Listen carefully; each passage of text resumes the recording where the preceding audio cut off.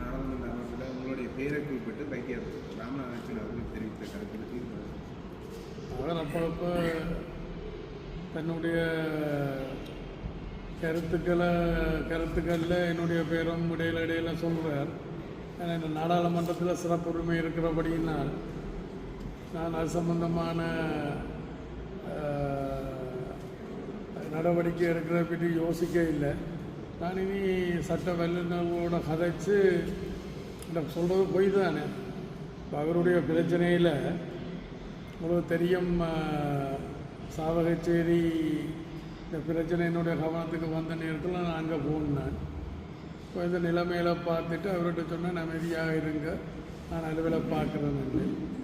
இப்போ தாக்கப்பட்டதாக சொன்னார். அங்கே உங்கள்கிட்ட தாக்கப்பட்டதுக்கு உரிய அத்தாட்சி என்ன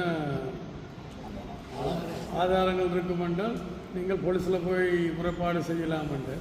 இல்லை சாவச்சேரி போலீஸில் செய்ய முடியாதுன்ட்டு.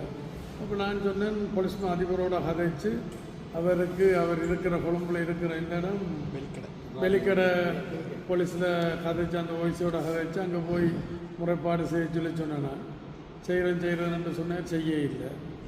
அதே நேரத்தில் அவரை திருப்பி அங்கே பதவியில் மீண்டும் அமர்த்துறதா இருந்தால் அவரோட எந்த வைத்தியர்களும் வேலை செய்கிறதுக்கு தயாராக இல்லைன்ற எனக்கு சொல்லப்பட்டது. அப்படின்னா அவர்கிட்ட கேட்டேன், உங்களோட எத்தனை பேர் வேலை செய்யணும் மட்டும் 18 19 பேருன்னு சொன்னார். நான் ஒரு ஆள்கிட்ட பேரே நம்பர் இருந்தாங்க, நான் கதைக்கிறேன் என்றேன். 2 பேரும் எனக்கு தெரியல. அப்போ எல்லா எந்த வைத்தியர்களும் தாங்கள் அவரோட சேர்ந்து வேலை செய்ய முடியாதுன்றதான் என்னுடைய கவனத்தை கொண்டது. விசேஷமாக அந்த GMOA, அதாவது சட்ட அரச வைத்திய அதிகாரிகள் சங்கம் அதில் ரொம்ப தீவிரமாக இருந்துச்சுன்னா அவன்கிட்ட கேட்டுச்சுன்னா, நீங்கள் இதில் தலை போட வேண்டாம் என்கிட்ட வினியமாக கேட்டுக்கொண்டுச்சுன்னா, நான் வந்து சரிபுல இப்போ நீங்கள் அதுக்கு தலை போடுறீங்களா இல்லையான்றதை விட சரிபுலையத்தான்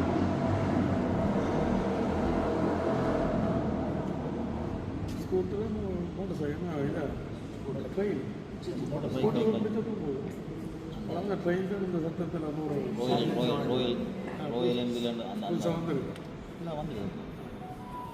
அப்போ யாரும் அவரோட வேலை செய்கிறதுக்கு தயாராக இல்லை என்ற நிலையில் இருக்கல. அப்போ நான் என்னென்று அந்த பிரச்சனையை தீர்க்கிறது. அப்போ நான் அவர்கிட்ட கேட்டால் பொறுமையாக இருந்து கொள்ளுங்க, பார்க்கலாமன்றதான் சொன்னது. தற்போது அவர் வடக்கு மாகாண முதலமைச்சராவதற்கு தனக்கு இது இருப்பதாக சொல்லிக் கொண்டிருக்காரு. அது மக்கள் நான் தீர்மானிக்கும். ஒவ்வொருவரும் சொல்லிட்டு போகலாம். முன்னாள் விக்ரேஸ்வரன் ஐயான்னு சொன்னவர் வந்தார் போனார். வேறு ஆக்களும் பலரும் சொன்னவர் இவரும் சொல்கிறார். மக்கள்லாம் தீர்மானிக்கவர். உங்களுடைய எதிர்கால திட்டங்கள், அரசியல் கட்சி, உங்களுடைய கட்சியின் நிலைப்பாடு தேர்தல் போட்டியிட சம்பந்தமாக அதில் எந்த மாற்றமும் இல்லை. எங்கள்கிட்ட கட்சி கொள்கையை நாங்கள் முன்னெடுக்கிறதுக்கு எங்களால் முடிஞ்ச சகல விதமான நடவடிக்கைகளையும் நாங்கள் முன்னெடுப்போம். நேற்று மட்டும் சொன்னது போல் இன்றைக்கு ஒரு கட்சி செயற்பாட்டாளர்கள் முக்கியஸ்தர்களோடு இன்றைக்கு ஒரு கலந்துரையாடல். அப்போ அதில் நாங்கள் புறச்சூழலை விட முதல் அகச்சூழல், அகத்தில் என்ன தவறுகள் நடந்திருக்குது என்றதை விமர்சன அடிப்படையில் நாங்கள் அதை பார்ப்போம்னு சொல்லிடுவோம். நீண்ட காலமாக இலங்கை இந்திய மீனவர் விவகாரம் தொடர்பாக அந்த விவகாரத்தை கையாண்டவர்கள் அடிப்படையில் நீங்கள் விட்டு சென்று எதையாவது NPP அரசாங்கம் தொடர வேண்டும் என்ற பரிந்துரை இருக்கிறது மீனவர் விவகாரம். அதாவது எனக்கு நேரம் அந்த தேதி உடனடியாக ஞாபகம் இல்லாவிட்டாலும் அக்டோபர் மாதம் 29ஆம் தேதி இலங்கை அரசும் அனுர அரசும் மோடி அரசும் இது சம்பந்தமான ஒரு கலந்துரையாடல் நடத்த இருக்கணும் என்ற ஒரு தகவல் என கிடைச்ச உடனே தான் நான் அவசரமாக அனுரா ஜனாதிபதியை சந்திக்க நான் முயற்சி பண்ணியிருந்தேன். ஏன்னா இந்த பிரச்சனை சம்பந்தமாக எங்களுடைய நிலப்பாடு, என்னுடைய அனுபவம் என்னன்றதை நான் அவருக்கு விளங்கப்படுத்தினது. அது 100% அதை ஏற்றுக்கொண்ட மாதிரி கதைச்சார். ஆனால் இப்போ மனிதாயமான அடிப்படையில் அதை கையாளுறன்ற ஒரு இணக்கப்பாட்டை தான் இரண்டு நாட்டு தலைவர்களும் வெளிப்படுத்தி இருக்கணும். அப்போ அந்த மனிதாயமானம் என்பது என்ன?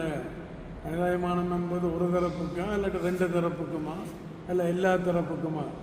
இப்போ நான் விளங்கி கொண்டது மனிதாயமானம் என்பது இதில் அவர்கள் இந்திய கடற்தொழிலாளர்கள் இலங்கை கடல் எல்லைக்குள்ளே இலங்கை கடல் பரப்புக்குள்ளே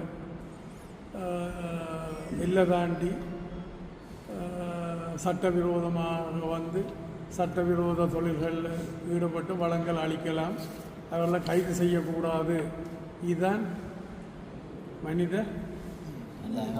மனிதாபிமானமா என்றதுதான் என்னுடைய கேள்வி. இப்போ அதுக்கு இடம் கொடுக்க முடியாது. நான் ஆட்சியில் இருக்கலாம், ஆட்சியில் இல்லாமல் இருக்கலாம், அதுக்கு இடம் கொடுக்க முடியாதுன்றது தான்.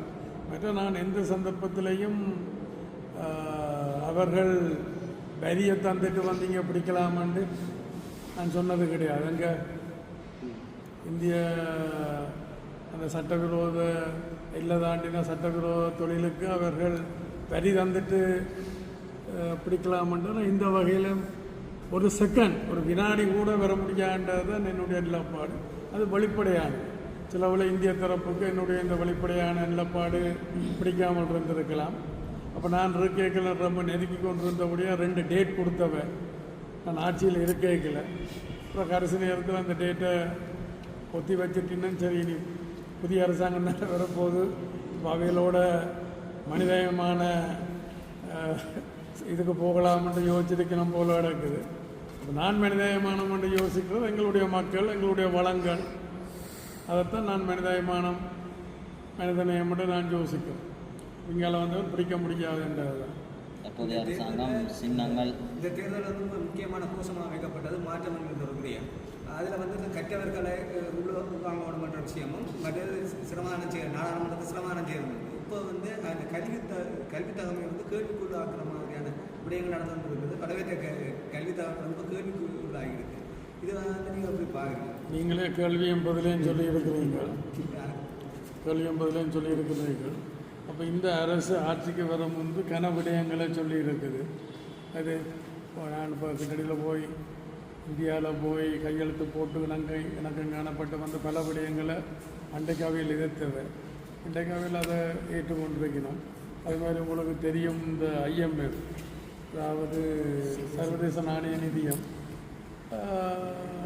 அவர்களோட எல்லாம் முணங்கி போயிருக்கணும். அதோட நாங்கள் ரணில் விக்ரமசிங்க தலைமையிலான ஆட்சியில் நாங்கள் எதை முன்னெடுத்தோமோ அதை முன்னெடுக்கணும். அந்த வகையில் அது வரவேற்கக்கூடியது. மற்றது கல்வி தகமை என்றதை விட நாடாளுமன்றத்தில் அனுபவம் எல்லாம் இந்த மக்கள் தொடர்பான இந்த அக்கறை தான் முக்கியம். இப்போ இந்தியாவில் காமராஜ் என்று இருந்த கன பேரை நான் உதாரணத்துக்கு சொல்லலாம். காமராஜ் ஏன்னா இப்போ MG ராமச்சந்திரனை எடுத்துக்கொள்ளுங்களேன், அவருக்கு என்ன கல்வி தகமை இருந்தது? இப்போ இதில் கல்வி தகமை என்றதை விட இந்த மக்கள் தொடர்பான அவர்களுடைய அந்த அக்கறை அப்போ அந்த அந்த அதுகெல்லாம் முக்கியம். இந்த மக்கள் தொடர்பான அவர்களுடைய அக்கறை தான் முக்கியம்.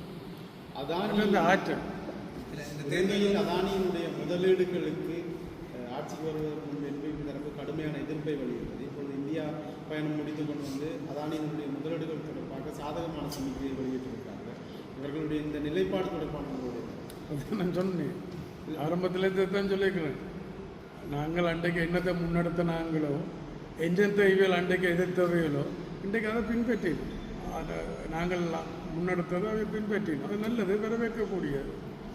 கடற்தொழில் மீனவர் தொடர்பான பிரச்சனைகளில் சாதகமான முடிவுகள் எட்டப்படாவிட்டால் EPDP தரப்பில் இருந்து அல்லது இருந்து போராட்டங்கள் ஏதாவது எதிர்காலத்தில் முன்னெடுக்கலாம். நான் திரும்ப நிலைமையில் பார்த்துட்டு முதல் ஜனாதிபதி அனுர ஜனாதிபதியோட கதைச்சு போட்டுட்டு அடுத்த கட்டத்துக்கு நான் போவேன். தற்போதைய அரசாங்கம் ஒரு கருத்தை சொல்லுது, இந்த சின்னங்கள் கட்சிகளை கைவிட்டு நாட்டை கட்சிகளை போகிறது இரண்டு சேர்ந்து உழைக்கணும் ஒரு கருத்தை சொல்லுது. இப்போ அவங்களுடைய நிலப்பாடு இப்போ யுத்தம் முடிஞ்ச பிறகு நான் பங்கெடுத்திருந்த மஹிந்த அரசு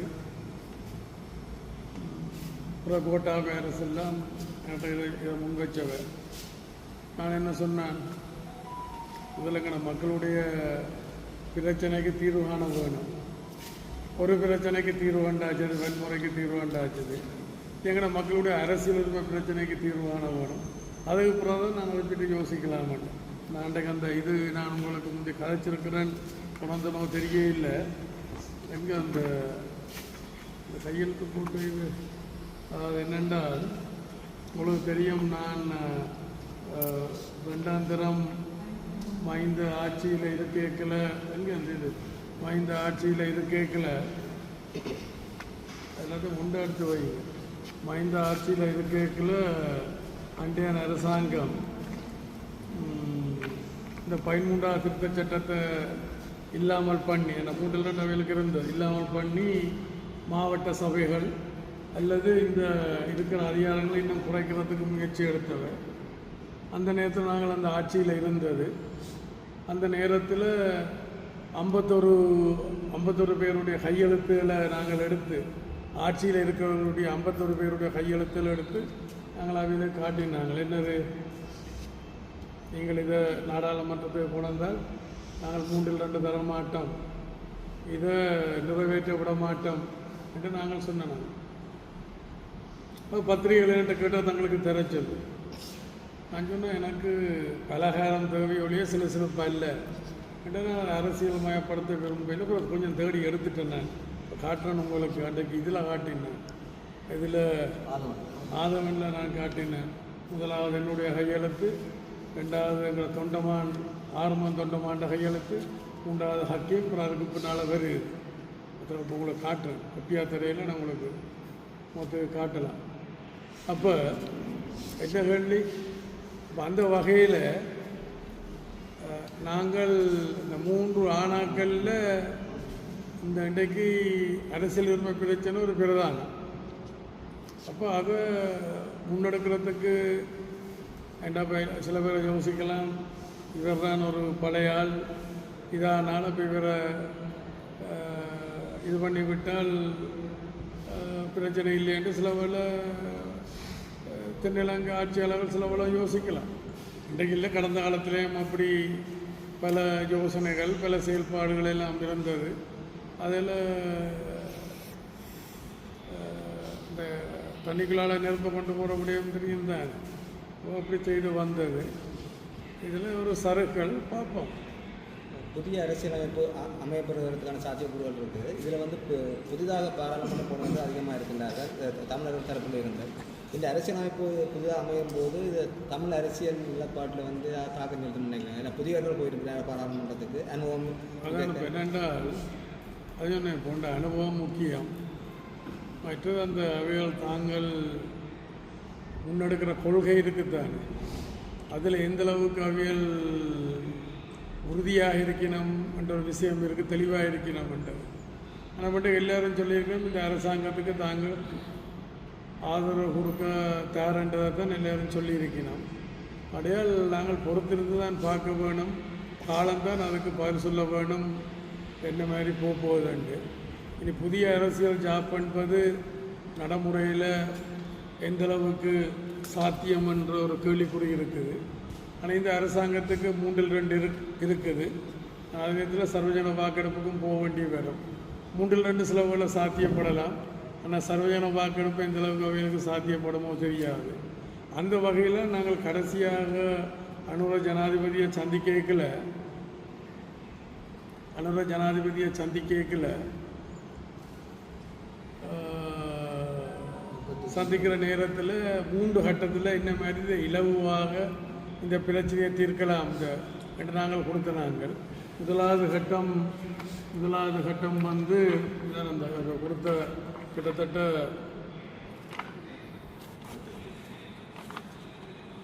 38 விடயங்கள் கொடுத்துறாங்க.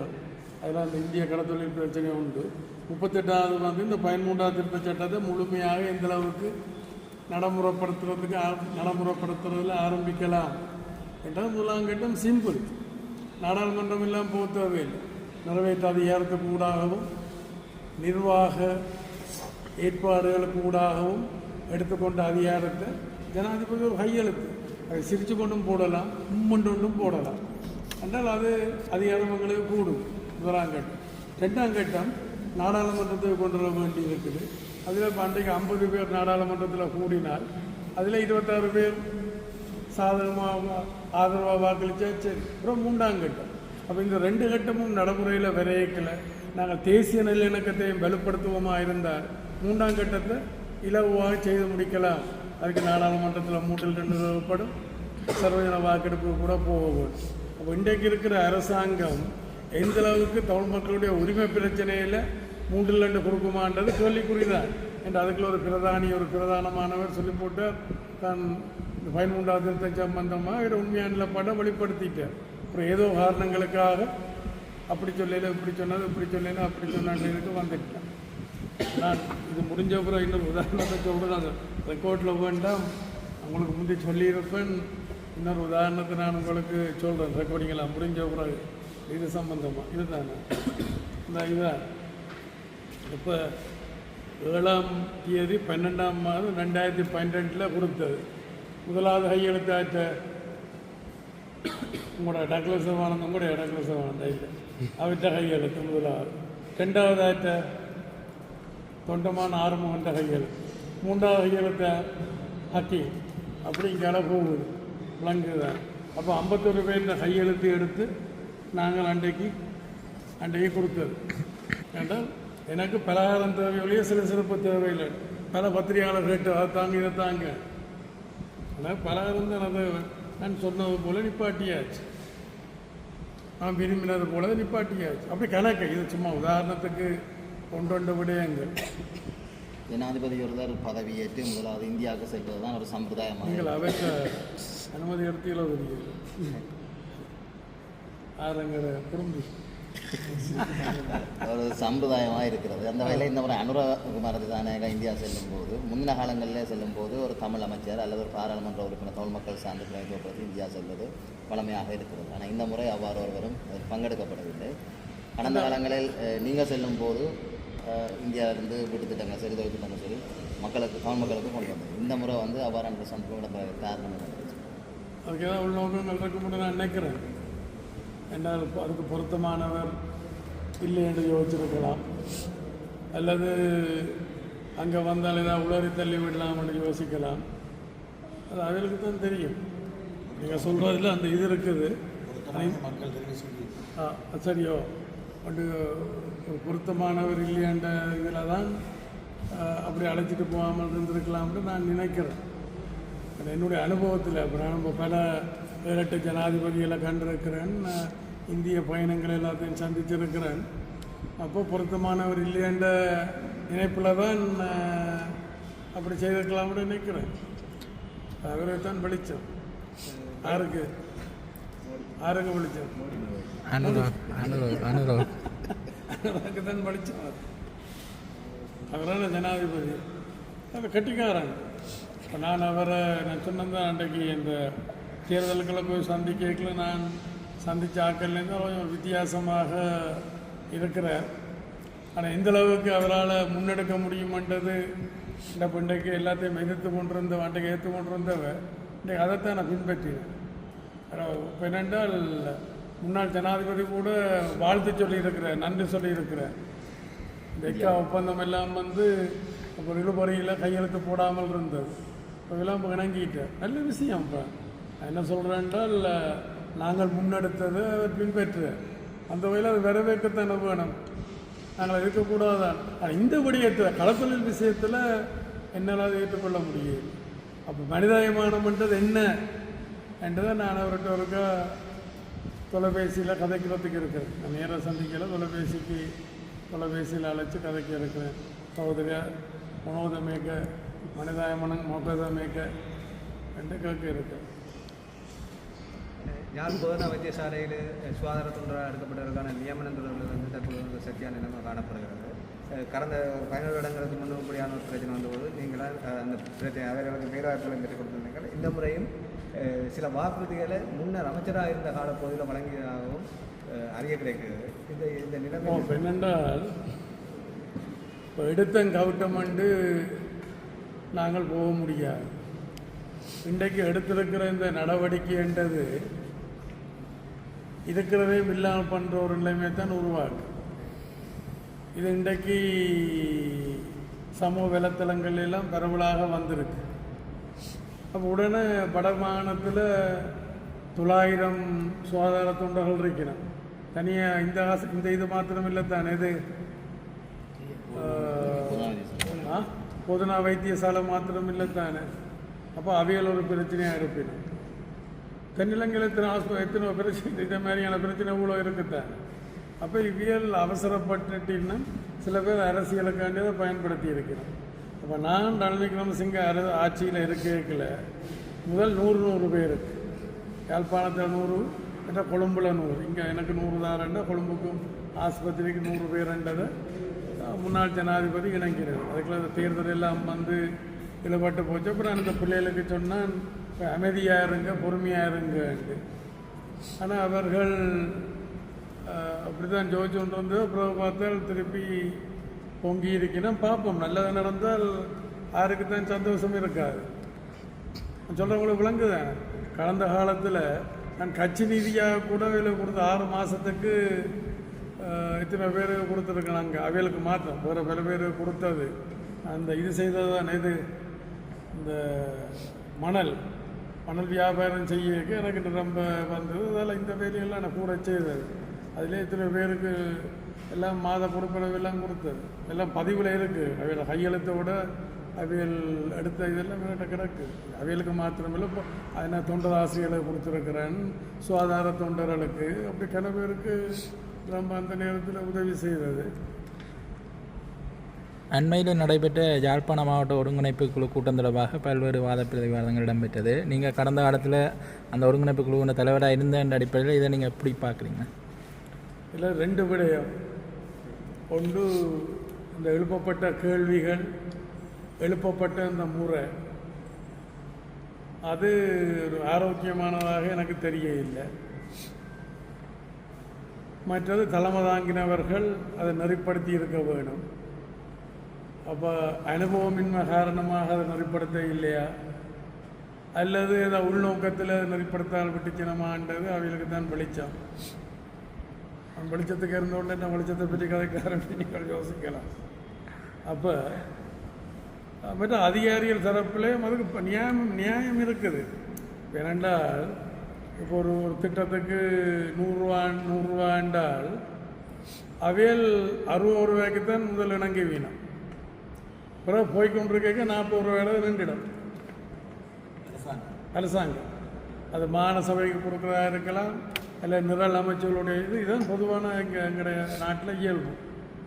இப்போ அதை வடிவாக விளங்கப்படுத்தி இருக்க வேணும். அதை விளங்கப்படுத்துறதுக்கு உரிய ஒரு சூழல் அங்கே இருக்க இல்லை. அதில் ஒரு மூத்த அதிகாரி சொன்னார், அதாவது சேத்துல குளிச்சுட்டு வரைக்கல தாங்கள் எல்லாம் குளிச்சு முழிச்சு இருக்கைக்கல அப்புறம் பக்கத்தில் போனால் தங்கள் மேலே அது இப்படி இருக்கா, என்ன செய்ய இப்படி இருக்கா.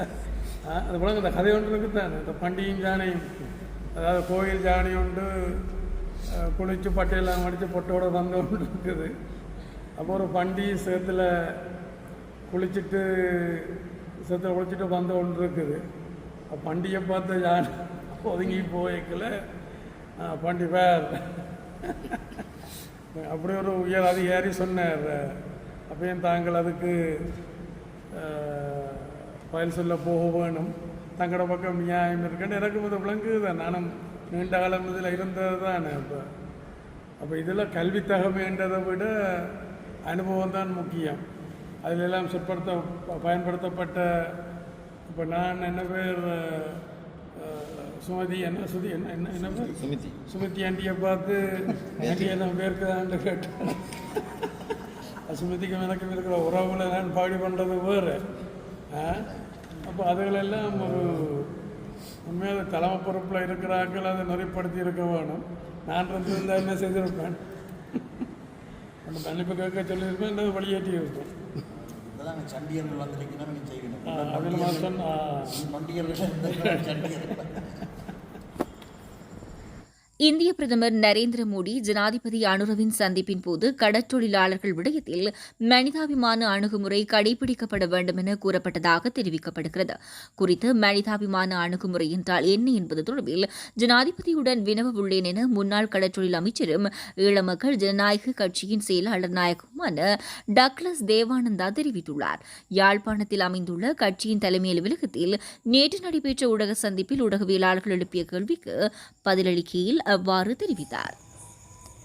முன்னாள் பாராளுமன்ற உறுப்பினரும் இலங்கை தமிழரசு கட்சியின் ஊடக பேச்சாளருமான M.A. சுமந்திரனின் ஊடக சந்திப்பு வடமராட்சி ஊடக இல்லத்தில் இன்று இடம்பெற்றது. இன்றைக்கு பருத்தித்துறை நீதவான் நீதிமன்றத்திலே உடுப்பட்டி இமியானன் மேற்கு கிராம மக்கள் தங்களுடைய கிராமத்திலே நடத்தப்பட்டு கொண்டிருக்கிற மதுபான சாலையை மூட வேண்டும் என்று கோரி நீதவான் நீதிமன்றத்திலே இந்த வருடம் 5ஆம் மாதம் அளவிலே தாக்கல் செய்த மனு விசாரணைக்கு எடுத்துக்கொள்ளப்பட்டது. 32 பொது அமைப்புகள் சேர்ந்து இந்த இடத்திலே இந்த மதுபான சாலை இருப்பது ஒரு பொது தொல்லை என்று முறைப்பாடு செய்திருக்கிறார்கள். இன்றைக்கு நீதிமன்றத்திலே அந்த மதுபானசாலை உரிமையாளர்கள் அது ஏன் மூடப்படக்கூடாது என்பதற்கான காரணம் காட்டுகிற விசாரணையிலே பங்கு பெற்றிருக்கிறார்கள். ஒருவருடைய சாட்சி நிறைவேறி இருக்கிறது. இன்னும் ஒருவர் சாட்சியம் கொடுப்பதாக சொல்லியிருக்கிறார். அது ஜனவரி மாதம் 6ஆம் தேதி மேலதிக விசாரணைக்காக அது வழக்கு ஒத்திவைக்கப்பட்டிருக்கிறது. இந்த வழக்கு நிலுவையிலே இருக்கிற காரணத்தினாலே இந்த வழக்கை குறித்து நான் இப்பொழுது எதுவும் இதற்கு மேல் கூற முடியாது.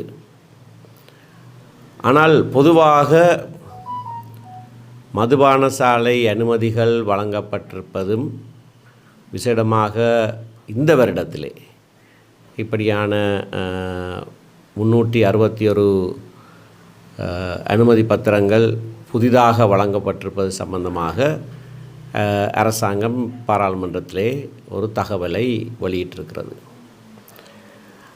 ஆனால் இந்த அரசாங்கம் பதவிக்கு வருவதற்கு முன்னதாக இப்படியாக மதுபான சாலை உரிமை பத்திரங்கள் கொடுப்பதிலே அரசியல் லஞ்சம் இருப்பதாக சொல்லியிருந்தார்கள்.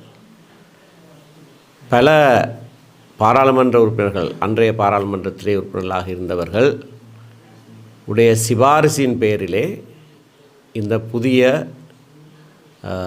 ஏராளமான மதுபான சாலை உரிமை பத்திரங்கள் கொடுத்திருப்பதாக சொல்லியிருக்கிறார்கள்.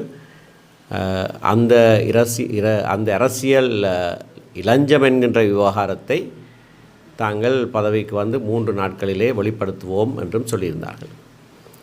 ஆனால் 2-3 மாதங்களாகியும் வெளிப்படுத்தி இருக்கிறது வெறுமனே யார் யாருக்கு அந்த உரிமை பத்திரங்கள் கொடுக்கப்பட்டிருப்பது என்பதை மட்டும்தான். அது எல்லாருக்கும் ஏற்கனவே தெரிந்த விடயம். யாருடைய சிபாரிசின் பேரிலே இது கொடுக்கப்பட்டது என்பதை வெளியிட்டால்தான் அவர்களாகவே செய்த முறைப்பாடு, அதாவது அரசியல் லஞ்சம் கொடுக்கப்பட்டது என்கின்ற முறைப்பாட்டை அவர்களே உறுதி செய்ய முடியும். ஆகினாலே லஞ்சம், ஊழல் அனைத்தையும் முற்று முழுதாக ஒழித்து விடுவோம் என்று சொல்லி பதவிக்கு வந்திருக்கிற இந்த அரசாங்கம் இந்த விடயத்திலே சற்று பின்னடிப்பதாக தோன்றுகிறது. எங்களுடைய பிரதேசங்களை பொறுத்தவரையிலே சென்ற கடந்த பாராளுமன்றம் 9வது பாராளுமன்றத்திலே உறுப்பினர்களாக இருந்த இருவர் தாங்களாகவே நாங்கள் சிபாரிசு செய்தோம் என்று ஒத்துக்கொண்டு விட்டார்கள். அப்படி ஒத்துக்கொண்டவர்கள் கடந்த பாராளுமன்ற தேர்தலிலே போட்டியிடவும் இல்லை. ஆனால் இந்த ஒவ்வொரு மதுபான சாலை அனுமதி பத்திரமும் யாரோ ஒருவருடைய சிபாரிசின் பேரிலே வழங்கப்பட்டிருப்பதாகத்தான் ஒரு அரசியல்வாதியுடைய சிபாரிசின் பேரில் வழங்கப்பட்டிருப்பதாகத்தான் அரசாங்க கட்சியே தேர்தலுக்கு முன்னர் குற்றம் சாட்டியிருந்தது. அப்படியானால் அந்த பெயர் பட்டியலை அரசாங்கம் வெளியிட வேண்டும். இது ஒரு பாரதூரமான விஷயம். இதை நாங்கள் அன்றிலிருந்தே சொல்லி வருகிறோம். இதை சொல்வது அரசியல் காழ்ப்புணர்ச்சியினாலே அல்ல, மது போதைக்கும் போதைப்பொருள் பாவனைக்கும் எதிராக பல நடவடிக்கைகளை நாங்கள் ஏற்கனவே மேற்கொண்டிருக்கிறோம். தற்போது நடைபெறுகிற வழக்கும் அப்படியான ஒரு வழக்கு. அது இந்த வருடம் மே மாதத்திலே தொடங்கப்பட்டது. அதுக்கு முன்னர் 2023ஆம் ஆண்டு மே மாதம் அளவிலே கிளிநொச்சி மாவட்டத்திலே முழங்காவில் பிரதேசத்திலே பிள்ளையார் கோயிலோடு அண்டின ஒரு மதுபான சாலையை மூடுவதற்கு மக்களுடைய எதிர்ப்பின் காரணமாக அதை பொது தொல்லை என்று நாங்கள் கூறி நான் அந்த மக்கள் அமைப்புகளுக்காக ஆஜராகி கிளிநொச்சி நீதவான் நீதிமன்றம் அதை மூடுமாறு பணித்திருக்கிறது. AR 1576/2023 என்கின்ற வழக்கு. அந்த வழக்கிலே பொது மக்கள் பலர் கையொப்பமிட்டு அந்த மதுபான சாலை மூடப்பட வேண்டும் என்று கேட்டிருந்தார்கள். அதன் பிரகாரம் அது செய்யப்பட்டது. திறந்து பார்க்குற போது 15ஆம் பக்கத்திலே முதலாவது பேர் ஈனா குவேந்திரன் என்றவருடைய பேர் இருக்கிறது. அவரும் ஒருவர் என்னை இந்த வழக்கிலே ஆஜராகுமாறு கேட்டு அடிக்கடி கூட்டி சென்று அந்த மதுபான சாலை மூடுவதற்கு பல நடவடிக்கைகளை எடுத்தவர். இப்படியாக பலர். ஆனால் கிளிநொச்சி மாவட்டத்திலே 18 மதுபான சாலை உரிமை பத்திரங்கள் இந்த ஒரு வருட காலத்துக்குள்ளே வழங்கப்பட்டிருப்பதாக அரசாங்கம் தகவல் கொடுத்திருக்கிறது. அதில் 2 உள்ளேயே இருந்து மது அருந்துகிற நிறுவனங்கள், மீது 16 விற்பனை நிலையங்கள். அப்படியாக யாழ்ப்பாணத்தில் 6 வெவ்வேறு இடங்களிலே வெவ்வேறு மாவட்டங்களிலே கொடுக்கப்பட்டிருக்கிறது. இவை சம்பந்தமாக உயர்நீதிமன்றத்திலேயும் இந்த முறைப்படியாக மதுபான சாலை அனுமதி பத்திரங்கள் வழங்கப்படவில்லை என்று கோருகிற மனுதாரர்கள் சார்பிலே நான் ஆஜராகி ஒரு வழக்கு இப்பொழுது நிலுவையிலே இருக்கிறது. அதில் இடைக்கால கட்டளை ஒன்றும் கொடுக்கப்பட்டிருக்கிறது. ஒவ்வொரு மாகாணத்துக்கும் அதிகப்படியான மதுபான சாலைகள் எத்தனை இருக்க முடியும் என்றொரு வரையறை இருக்கிறது. அதை மீறி கூடுதலாக கொடுக்கப்பட்டிருப்பதாக அங்கே முறைப்பாடு செய்யப்பட்டு அது தற்போது விசாரணைக்கு நியமிக்கப்பட்டிருக்கிறது. ஜனவரி மாதம் அந்த வழக்கும் விசாரணைக்கு வருகிறது. இந்த விடயத்திலே அரசாங்கம் ஒரு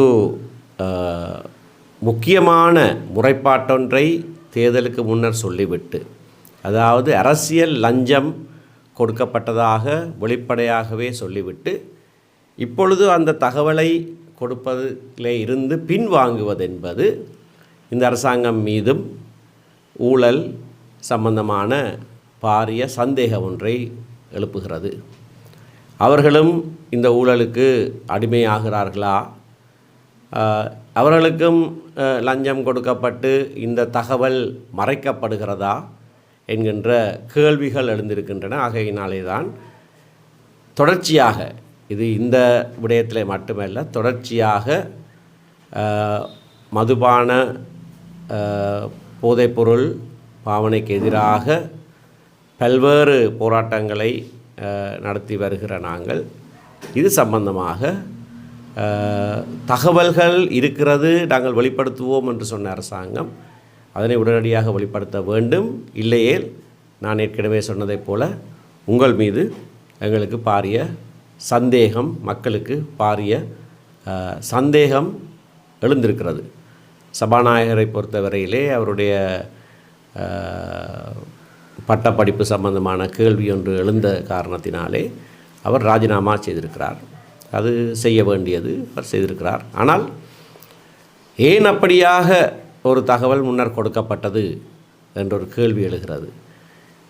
பலர் தங்களுடைய பேருக்கு முன்னாலே பல பட்டங்களை கலாநிதி என்றும் பேராசிரியர் என்றும் எழுதி கொள்ளுகிறார்கள். இது மக்களை ஏமாற்றுகிற செயலா என்கின்ற ஒரு கேள்வி எழுகிறது.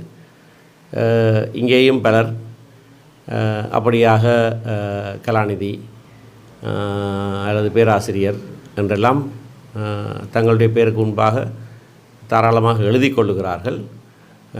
அந்த பட்டங்கள் எல்லாம் உண்மையாகவே சரியான முறையிலே பெறப்பட்டவையா என்கின்ற கேள்வி எழுகிற காரணத்தினாலே தான் இப்பொழுது யாராவது கலாநிதி என்று சொன்னால் அது கல்லா நிதி என்று மக்கள் சொல்லுகிறார்கள். அவர்கள் கற்கவில்லை, கல்லா நிதி பணத்தினாலே பெற்றுக்கொண்டார்கள். ஆகவே கலாநிதி அல்ல கல்லா நிதி என்ற அளவுக்கு இந்த மக்களை ஏமாற்றுகிற செயற்பாடுகள் மோசமாக போய்கொண்டிருக்கின்றன. ஆகவே அரசாங்கத்திலே, அதாவது ஒரு புதிய அரசியல் கலாச்சாரத்தை உருவாக்குவோம், ஊழல் லஞ்சம் மோசடிகளை இல்லாமல் பண்ணுவோம் என்று சொல்லி பதவிக்கு வந்த அரசாங்கத்திலேயே இப்படியான சந்தேகங்கள் எழுவது நல்லதல்ல. ஆகையினாலே மக்களுக்கு கொடுத்த வாக்குறுதியை உடனடியாக அரசாங்கம் நிறைவேற்ற வேண்டும் என்பது எங்களுடைய கோரிக்கை. அதே போல தான் நேற்றைய தினம் நான் எங்களுடைய கட்சி 75வது ஆண்டு நிறைவிலே சொன்னதைப் போல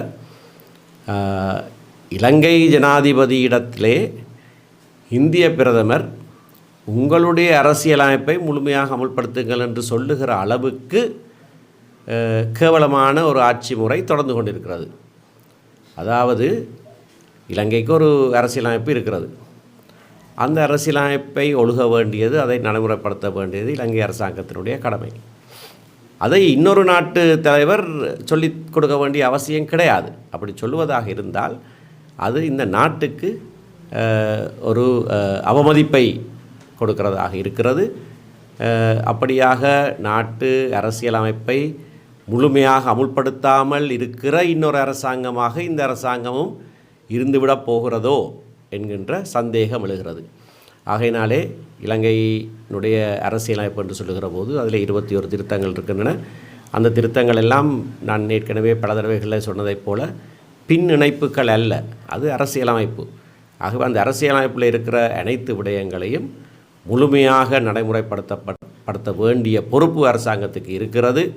அதில் 13 மடங்கும் 16 மடங்கும் எல்லா திருத்தங்களும் அடங்கும்.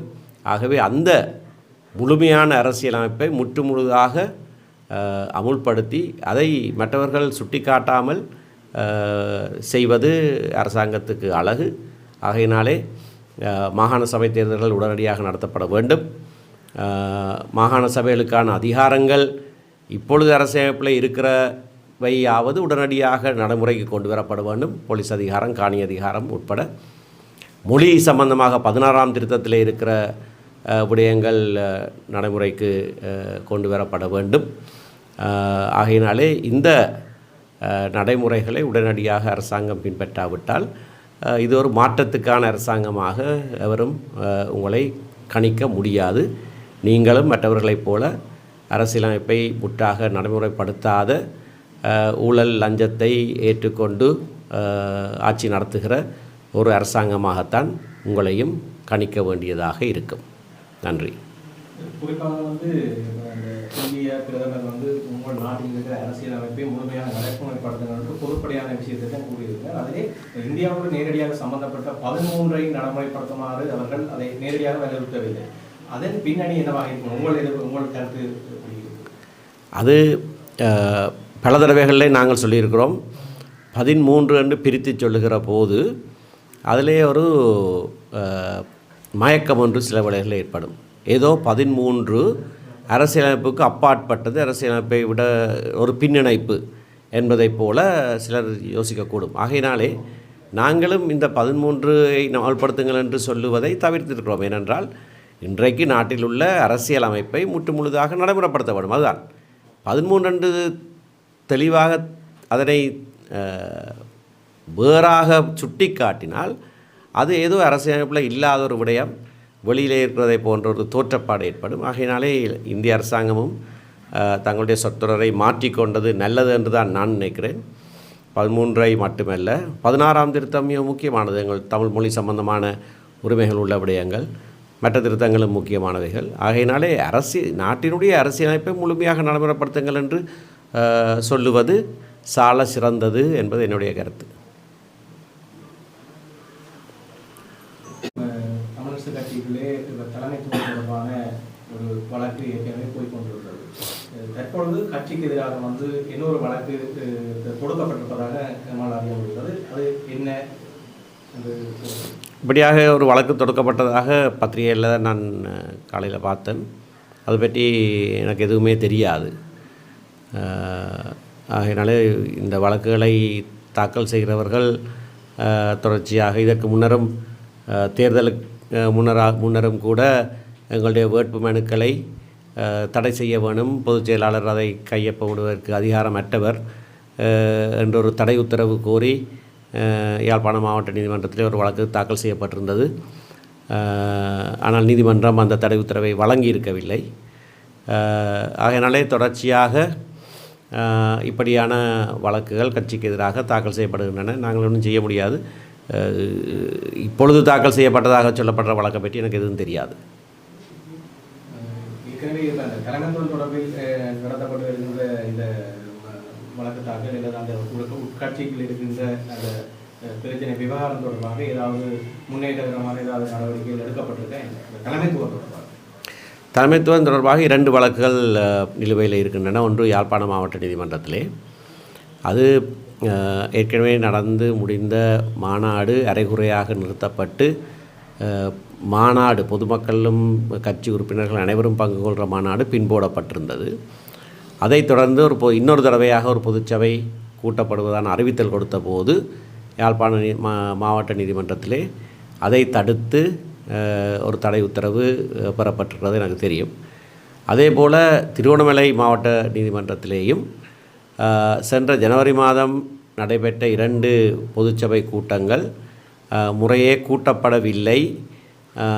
156 பேர் 161 பேர் அதிகளவாக இருக்கக்கூடிய பொதுச்சபையிலே 340க்கு மேற்பட்டவர்கள் வாக்களித்திருக்கிறார்கள் என்று முறைப்பாடு செய்து ஒரு வழக்கு தாக்கல் செய்யப்பட்டு இடைக்கால தடை உத்தரவும் பெறப்பட்டிருக்கிறது. அந்த வழக்கிலே நான் ஒரு எதிராளியாக இருக்கிறேன். ஆனால் என்னை தவிர்ந்த மற்ற எதிராளிகள் முதல் நாளிலேயே அந்த வழக்கு தாக்கல் செய்யப்பட்ட சரி, அதிலே சொல்லப்பட்ட விடயங்கள் சரி, அந்த வழக்காளி கேட்கிற அனைத்து நிவாரணங்களையும் நாங்கள் கொடுக்க தயார் என்று முதல் நாளிலேயே கையொப்பமிட்டிருக்கிறார்கள். அதாவது பொதுச்சபை கூட்டப்பட்டது தவறு ஆன முறை என்பதை அவர்களை ஏற்றுக்கொண்டு வழக்கேட்டிலேயும் கையொப்பமிட்டிருக்கிறார்கள். ஆகையினாலே அந்த வழக்கை அப்படியாகவே முடித்து விடலாம் என்று இலங்கை தமிழரசு கட்சியுடைய மத்திய செயற்குழு இந்த வருட நடுப்பகுதியிலே ஒரு தீர்மானம் எடுத்திருந்தது. ஆனால் அது இன்னமும் நடைமுறைக்கு வரவில்லை. அந்த வழக்கு நினைவின்படி பிப்ரவரி மாதம் திரும்பவும் வருகிறது.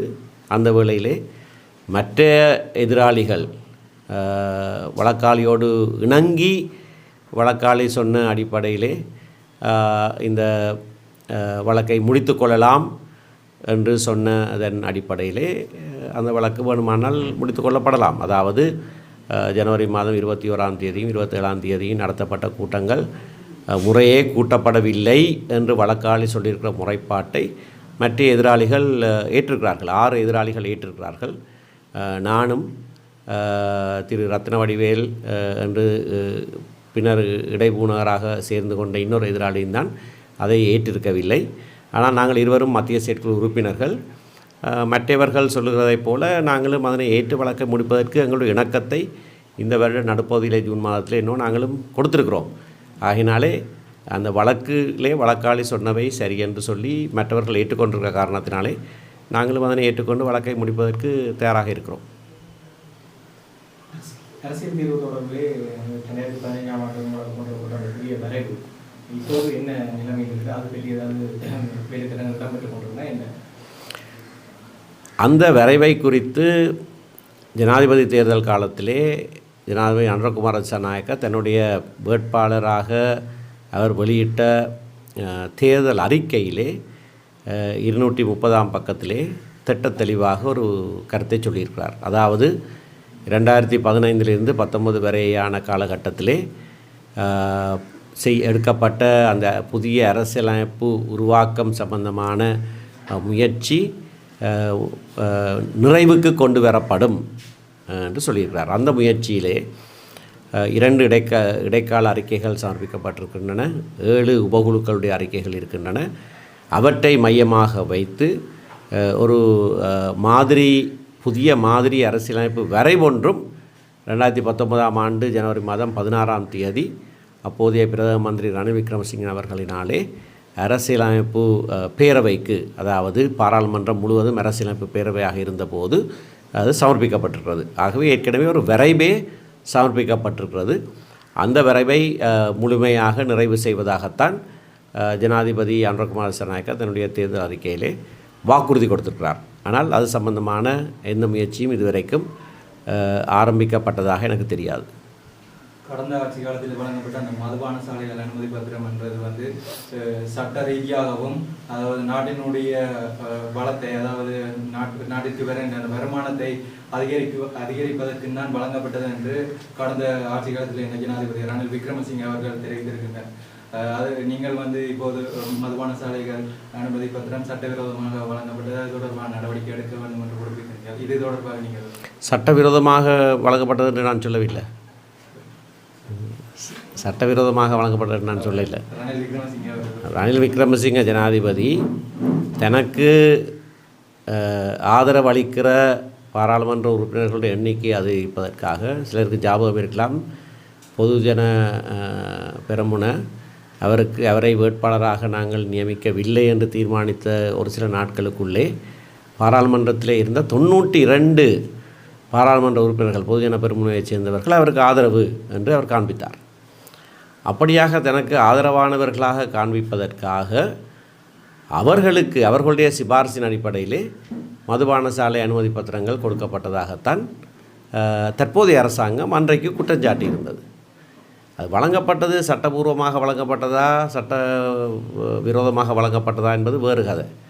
ஆனால் நிதி அமைச்சருக்குத்தான் இந்த மதுபான சாலை அனுமதி பத்திரங்கள் வழங்குகிற அதிகாரம் சட்டத்தாலே கொடுக்கப்பட்டிருக்கிறது. அதை அவர் இப்படியாக அரசியல் லாபம் பெறுவதற்காக, அரசியல் ஆதரவை பெற்றுக்கொள்வதற்காக முறைகேடாக அந்த அதிகாரத்தை பயன்படுத்தினார் என்பதுதான் அப்போது ஜேவிபி அல்லது தேசிய மக்கள் சக்தி சாட்டிய குற்றச்சாட்டு.